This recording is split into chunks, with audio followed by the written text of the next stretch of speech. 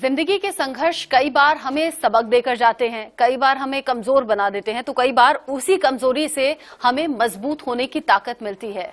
हम महिलाएं के इस एपिसोड में आपका बहुत स्वागत है। आपके साथ मैं रचना बंसल। हमारी हर हफ्ते कोशिश होती है एक ऐसी पर्सनालिटी आपके सामने लाने की जो आपके जीवन में प्रेरणा का काम करे, आपको कैसे संघर्षों से निकलना है उसकी हिम्मत दे, उसकी ताकत दे।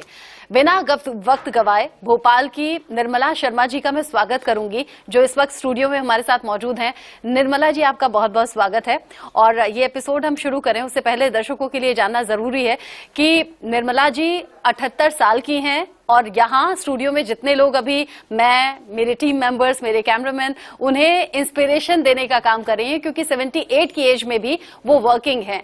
वो काम करती हैं सिर्फ अपने लिए नहीं, बल्कि जो वो काम करती हैं उस राशि को वो डोनेट करती हैं उन परिवारों को जो शहीदों के परिवार हैं, जिन्हें कभी मदद की आस रहती है, तो कई बार अपने घर का चिराग खो जाने के बाद वो लोग मदद की आस में इधर उधर भटकते भी हैं या कई बार बड़े लाचार और मजबूर हो जाते हैं।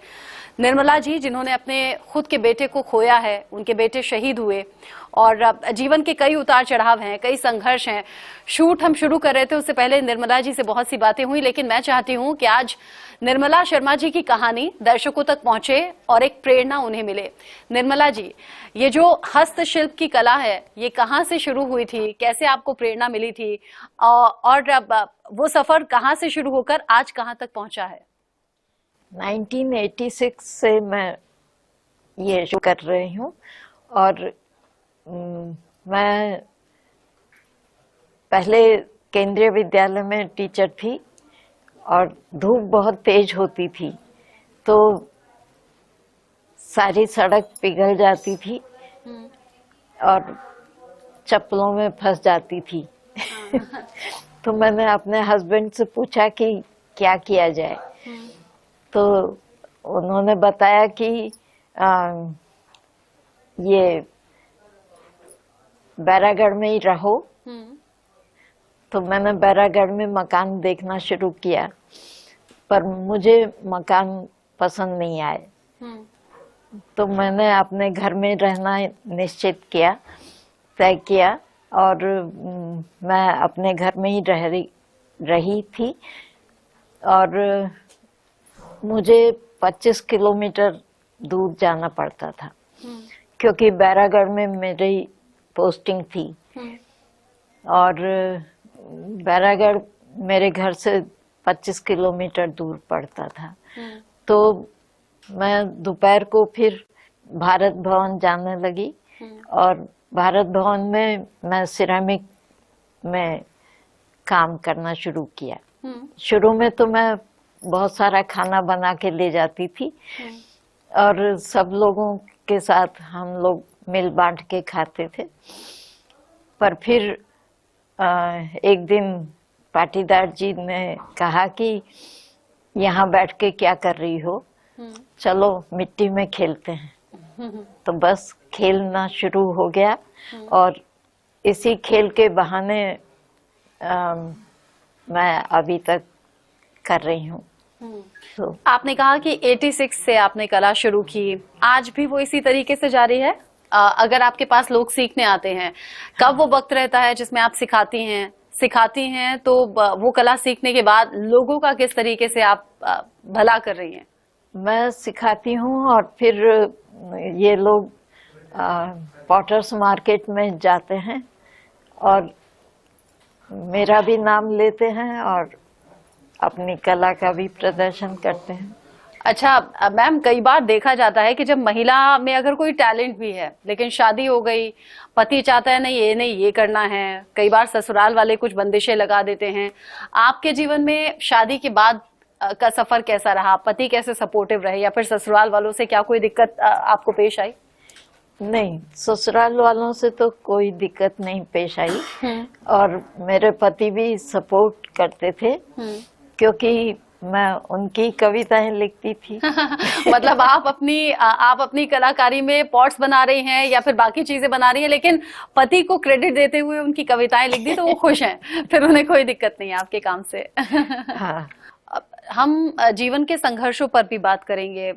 इकलौती औलाद थी आपकी, उससे बुरा वक्त या फिर उससे टफ टाइम शायद कोई नहीं होगा। अपने बेटे के बारे में जरा बताइए। मेरा बेटा तो शुरू से ही आर्मी में जाना चाहता था। जब वो 1-1.5 साल का था तो हमारे घर के सामने से चुशुल कंपनी के लिए लोग जाते थे और वो परेड करते हुए जाते थे, तो ये उनके पीछे पीछे परेड करता हुआ जाता था। फिर हम फरीदाबाद ट्रांसफर हो गया और फरीदाबाद में 2 साल रहे, फिर वापस हमारा ट्रांसफर पचमढ़ी हुआ। तो इस बार जो पचमढ़ी में मकान मिला था तो वो अमीरा का मकान था और उसके सामने ही परेड ग्राउंड था, पीटी ग्राउंड और परेड ग्राउंड था। तो ऊँट के पाँव पालने में ही दिख जाते हैं। तो मुझे लगा कि ये तो आर्मी के लिए बना है। और 10th के बाद उसने एक एग्ज़ाम भी दिया एनडीए का, पर एनडीए में उसका सिलेक्शन नहीं हुआ क्योंकि आँख में स्क्विंट बता दिया और मैंने एयरफोर्स भर दिया था। तो एयरफोर्स में तो आँख बिल्कुल सही होनी चाहिए, तो इस वजह से उसका वो नहीं हुआ, सिलेक्शन नहीं हुआ और उसको रिजेक्ट कर दिया। 12th के बाद ये एएफएमसी का रिजल्ट आया तो उस समय सब लोगों ने मना कर दिया, पर फिर बेटे का प्रमोशन हो गया और बेटे को इसमें एएफएमसी में ले लिया गया, आर्म्ड फोर्सेस मेडिकल कॉलेज। तो ये पढ़ने लगा और 1987 से पढ़ना शुरू किया और 1992 तक पढ़ाई की। 92 से फिर इसकी पोस्टिंग हो गई जम्मू कश्मीर में और जम्मू कश्मीर में फिर ये रहा। और एक बार का वाकया है कि हजरत बल में बहुत सारे आतंकी घुस गए थे और वो हमारी आर्मी का घेरा लगा हुआ था। तो किस पोस्ट पर आपके बेटे की भर्ती हुई थी? 92 में आप बता रही हैं, 92 में? हाँ, कैप्टन, एज ए कैप्टन। अच्छा। और कैप्टन की तरह से काम कर रहा था और ये 92 की बात है शायद, या 94 की बात है जी, 94 की बात है। हाँ। क्योंकि हजरत बल में बहुत सारे आतंकी घुस गए थे और वो सारे के सारे टनल से माने सुरंग बना करके, हाँ। और ये फरार भी हो गए थे। अच्छा। और केवल 27 लोग थे को टेररिस्ट जो थे वहां पर थे। तो इसको कश्मीरी डॉक्टर बना करके भेजा गया कि बेटे का रंग भी गोरा था और वो दिखता भी कश्मीरी अच्छा, जैसा मतलब आप था। बता रही हैं कि जहाँ पर आतंकी थे वहाँ पर खुफिया ऑपरेशन पर भेजा गया था आपके हाँ। बेटे को डॉक्टर बनाकर? हाँ, अच्छा। क्योंकि उनका इलाज करना था। हाँ। तो इलाज करने के लिए फिर इसको बनाया गया डॉक्टर और बना करके भेजा खुफिया तौर पे कि ये पता लगाए कि को टेररिस्ट कितने हैं। हाँ। तो उस समय 27 ही लोग थे, बाकी सब भाग गए थे। टनल बनाई हुई थी हजरत बल के अंदर और उससे गायब हो चुके थे। तो फिर इसने आके खबर दी कि वो तो अब नहीं है, को टेररिस्ट सिर्फ 27 हैं। हाँ। और तब आर्मी का घेरा जो है वो हटाया गया। मेरे बेटे के ऊपर एक फिल्म भी बनी है। अच्छा। हाँ, डॉक्यूमेंट्री टाइप की। ब्रिगेडियर विनायक हैं, उन्होंने बनाई है। और हर्ष बोहरे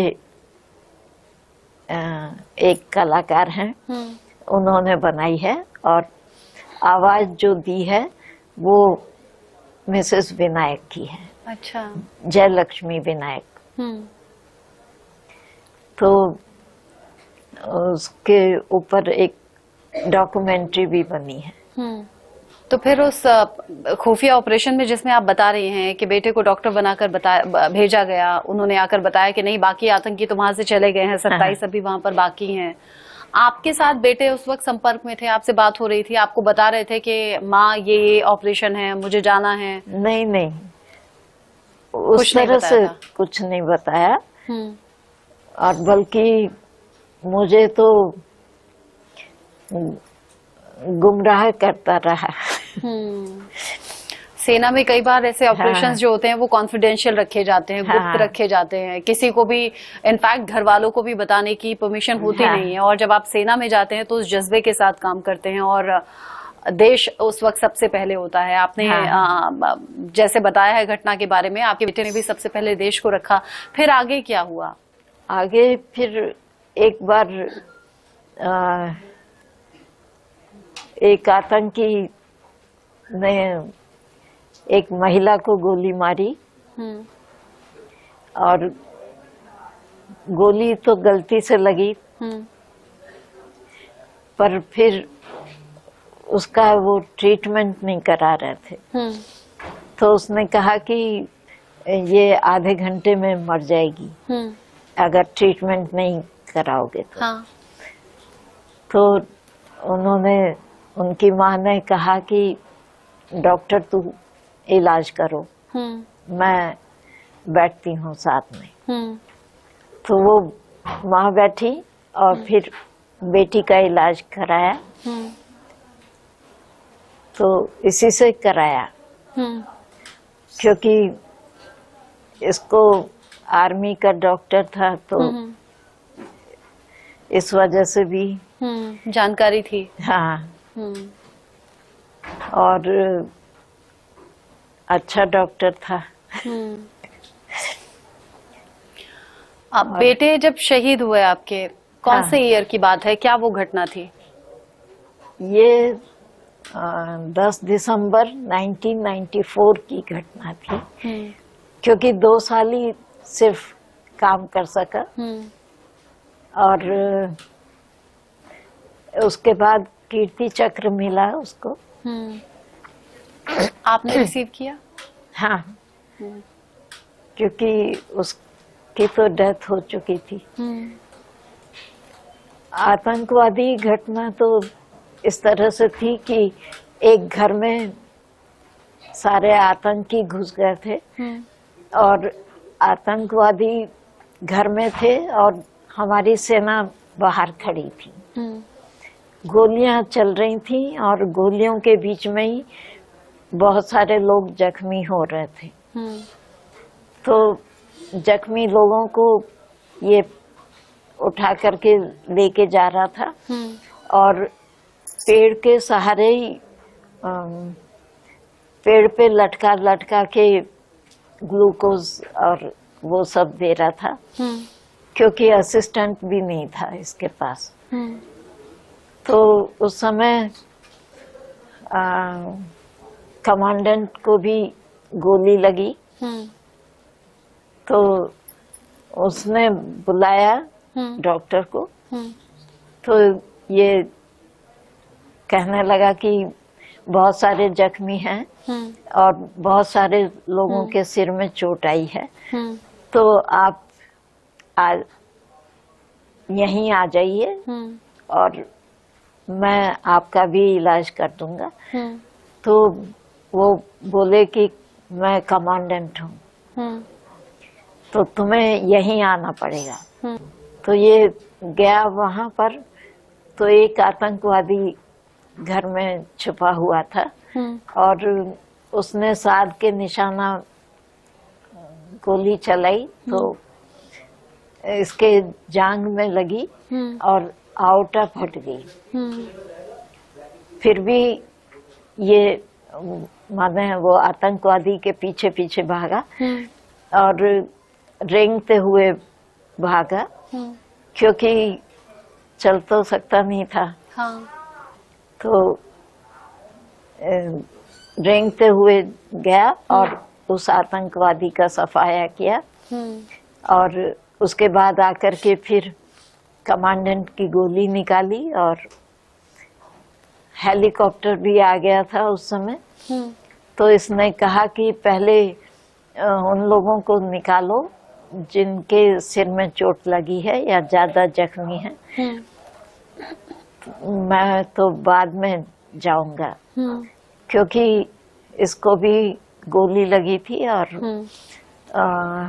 इसने अपनी पल्स भी देखी थी, तो पल्स मिली नहीं थी। तब इसको इसने सोचा कि पहले इवैक्यूएट उन लोगों को करना चाहिए जिनके ज्यादा जख्मी सीरियस इंजरी है, जिनकी जान हाँ। जा सकती है। उन्हें अंदाजा नहीं था कि उनके साथ हाँ। ऐसा हो जाएगा। आपको ये सारी चीजें साथ में मौजूद जो बाकी जवान थे उन्होंने बताया? हाँ, जो लेके आए थे बॉडी उन्होंने ही बताया। बड़ी हिम्मत की बात होती है जब अपना कलेजे का टुकड़ा यूं चला जाए अचानक से, जिसका अंदाजा नहीं होता। कैसे मैनेज किया उसके बाद से सब कुछ? मैनेज तो मिट्टी ने मुझे संभाला, क्योंकि मैं सिरेमिक करती थी और मिट्टी ने ही मुझे संभाला। और मैं फिर उसके बाद से तो मेरे शो होने शुरू हुए और मुझे एक लड़की ने चैलेंज दिया कि चैलेंज ये किया कि तुम नहीं कर सकती हो ज्यादा काम। तो मैंने कहा कि मैं करके दिखाऊंगी। और फिर मैंने बहुत सारा काम किया और हर महीने शो करना शुरू किया। क्योंकि आपने खुद, निर्मला जी, वो तकलीफ सही है, वो दर्द खुद झेला है। अपने बेटे को खो देना पीछे, क्योंकि एक लौती औलाद थी आपकी, अपने बेटे को खो देना, उसके बाद जिंदगी में बैलेंस बनाना और इस सच्चाई के साथ जीना, बड़ा कलेजे पर पत्थर रखना पड़ता है, बड़ा कलेजा मजबूत करना पड़ता है। और आपने किस तरीके से मैनेज किया अंदाजा हम लगा सकते हैं। लेकिन चूंकि आपने खुद ये दर्द सहा, इसीलिए आपने उन परिवारों की मदद करने की ठानी जिन परिवारों से उनके बच्चे शहीद हुए हैं। अभी तक कितनी मदद, कितने परिवारों तक आप पहुंचा चुकी हैं? अभी तक तो अब ये तो मुझे नहीं मालूम है कि कितने लोगों तक पहुंच चुकी है, पर मैंने 12 लाख दिए हैं इसमें और इस साल 3 लाख दिए हैं, तो 15 लाख के आसपास 15 लाख आपने के डोनेट किए हैं। आसपास। बड़ी मिसाल है आपकी। एक लौता बेटा था, चला गया, अब आप हैं, आपके हस्बैंड हैं, आपकी 78 एज है। हस्बैंड भी नहीं है। अच्छा, आपके हस्बैंड अब नहीं है? नहीं, हस्बैंड भी नहीं है।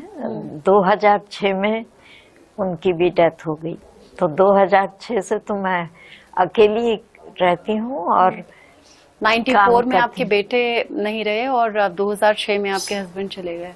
हाँ, तो 2007 से मैंने ये शो शुरू किया, 7 दिसंबर से 10 दिसंबर तक। क्योंकि उससे पहले मेरे हस्बैंड नहीं चाहते थे कि मैं इस तरह का कुछ काम करूं। कई बार क्या होता है कि जब हम बातें सुनते हैं और इतना डीपली हम चले जाते हैं, आपने अब इस 20 से 22 मिनट में आपने इतना कुछ बोल दिया है निर्मला जी कि मुझे ये समझ में नहीं आ रहा कि मैं किस तरीके से इस शो का वाइंड अप करूं। आपने बताया कि बेटे को खो दिया, फिर पति भी नहीं है, आप अकेली हैं, 78 आपकी एज है, लेकिन जितने लोग यहाँ पर मौजूद हैं और जो व्यूअर्स हमारे साथ मौजूद है, खासतौर से मैं आधी आबादी की बात करूंगी, जो देश की महिलाएं हैं, आधी आबादी, आपने उनके लिए बहुत बड़ी प्रेरणा का काम किया है। आप हमारे स्टूडियो में आई, आपको बहुत बहुत शुक्रिया। धन्यवाद।